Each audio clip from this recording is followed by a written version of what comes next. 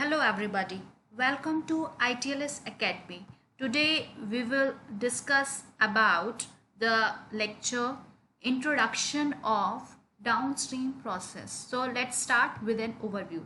Basically, downstream processing refers to the recovery and purification of biosynthetic products, particularly pharmaceuticals from natural resources such as animal or plant tissue or fermentation broth, including the recycling of salvageable components and the proper treatment and disposal of waste. Basically, the problem of recovery depends very much on the type of cell and how the bioreactor is designed and operated. The selection of appropriate purification step depends on the nature of the end product, its concentration, the side product present, the stability of biological materials and necessary degree of purification. So here's an outline of upstream and downstream process operation. Basically, upstream process is before the fermentation process and downstream process is the after the fermentation process. So if we talk about the upstream process, the upstream processing in biotechnology involves the identifying and extraction of the raw materials. This forms the initial process of fermentation as shown in this figure. So basically the upstream process deals with the inoculum preparation which includes screening or microorganisms and selection of suitable strain and genetic modification of organisms if needed. It involves the preparation of the culture media having suitable growth parameters at the laboratory scale. It deals with the scale-up of the entire process. Basically, it involves the inoculation process. So, if we talk about the downstream process, which is after the fermentation process, so when the products are subjected to a series of process including separation and purification, which are collectively known as downstream process or also known as product recovery. Basically it involves the materials, upstreams, finished products. So next is basically the downstream process includes, the first one is separation of proteins, which involves filtration, centrifugation, flocculation and flotation. Second one is disruption of cells. It involves three steps. Disruption of cells are divided into three steps: mechanical, chemical and enzymatic. Mechanical include examples like grinding, homogenizer, ultrasonicator.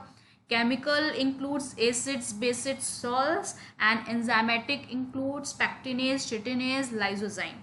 Then next one is drying. Drying involves freeze drying, vacuum drying, spray drying. Next one is extraction. Extraction includes liquid extraction, aqueous liquid phase, supercritical fluids. Next one is concentration. It involves evaporation, membrane filtration, ion exchange, resins. The next one is purification. It involves chromatography, electrophoresis and crystallization. And the last one is packaging and storage. So the next is application. If we talk about the application of downstream processing, it involves especially in the biotechnology industry, which has proven time and again just how important the process really is. With numerous number of important products have been isolated and purified through downstream processing. These have helped make significant steps, especially in the field of pharmaceutics. Some of the important roles identifying with downstream processing include purification and recovery of biosynthetic products, for example plant and animal tissues or fermentation broth. Next one is recycling of products that can be salvaged from waste. Next one is proper waste disposal and treatment. So the next one is specific roles of downstream processing. So what are the specific roles? Basically downstream processing is very important in the manufacturing of antibiotics such as penicillin. The process is applied in the purification and separation of antibiotics from a number of mediums. This is not an easy task, bearing in mind that antibiotics concentration may be very low in solutions in question. Again, they can be applied in large scale manufacture of monoclonal antibodies. Since antibody therapies are characterized by long-term administration of large body dose, biopharmaceutical companies greatly appreciate down processing for facilitating industrial manufacture of antibiotics.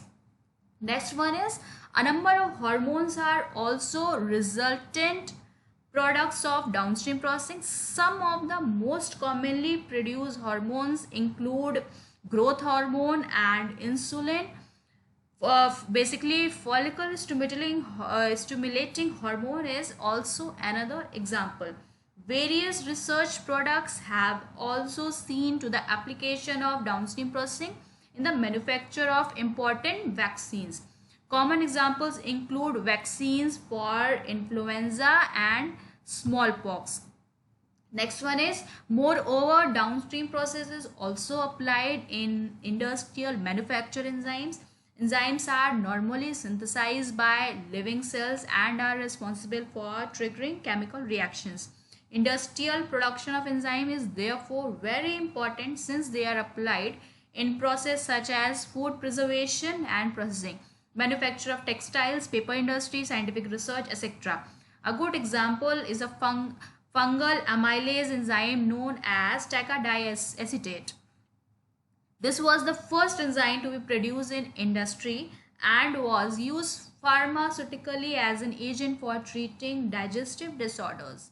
Basically, downstream processing indeed has so many applications. Another of its application is the manufacture of natural fragrance or flavor substances.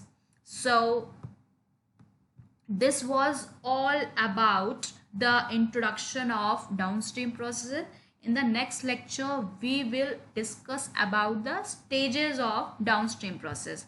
So follow ITLS Academy on Instagram, Facebook, Twitter, and register at www.itlsacademy.com. For any query, we have an helpline number, that is 7080833450.